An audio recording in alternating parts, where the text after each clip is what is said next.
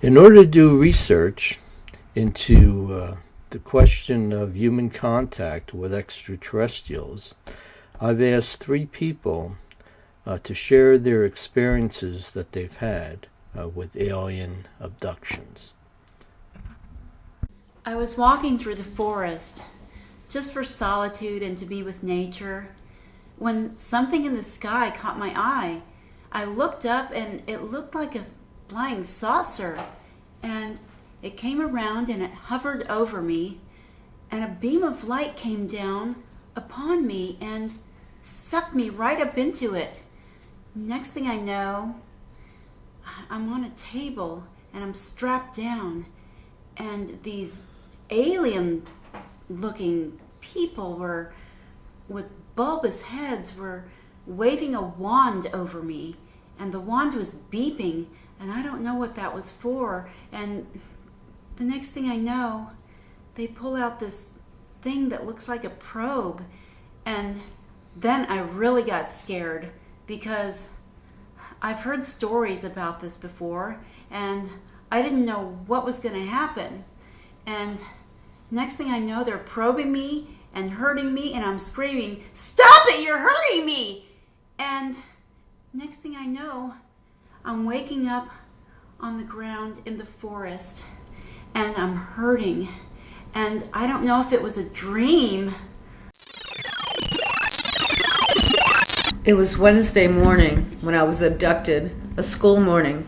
I could still hear Mom calling me to wake up, wake up, wake up, and the whistling teapot in the background. But I couldn't move, I couldn't speak, I couldn't say anything, but I could see. And then this bright light just filled my whole room with, I don't know what. And it was a feeling of electricity, but it was so faint, but it was there, and I could not move. And I see something out my window. I don't know what it was, but it wasn't human.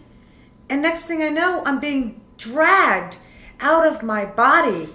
I could see my body just laying there. It was like my soul was being taken away, and I was being sucked up like a vacuum, and I see this big, huge cylinder thing in the sky, and I'm just being pulled into this thing, pulled in, and I feel somebody in my body. I can feel my organs being touched, being violated. All these little things are around me in different colors and shapes and sizes, and they're whispering, whispering, whispering. I'm so afraid. I don't know what to do. Next thing I know, I'm being, boom. I'm like, back in my bed? What? I'm back in my bed? And I'm not 16 anymore. I'm 45. 45! My husband and I were celebrating my 65th birthday at the Don Cesar. It was about 3 o'clock in the morning, and I couldn't sleep, so I went down to the beach, sat on the cabana, and I looked up, and all of a sudden I saw these flashing lights going from one end of the sky to the other, back and forth, making this like triangle in the sky. And I thought, oh my gosh, I bet you that's a UFO, and they're going to come and take me. I jumped up, and the UFO kept getting larger and larger. It's coming to me. I hear the whirling. Tractor beam comes down. I am so excited. This is my moment. I've always wanted to be taken up by aliens. All of a sudden, the tractor beam retracts, and it leaves me. And I'm thinking, oh no, this is my one moment. I wanted so badly to go with them.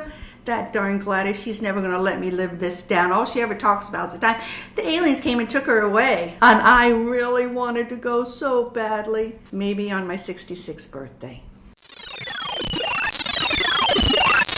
Based upon these three interviews, the evidence for the reality of alien contact seems to be inconclusive at this time.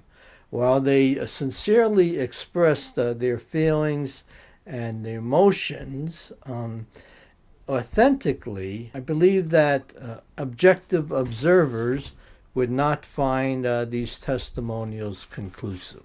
So our next interview will be with actual aliens, who will then discuss their experiences with humans, and hopefully this will give us more conclusive evidence about the reality of alien abductions.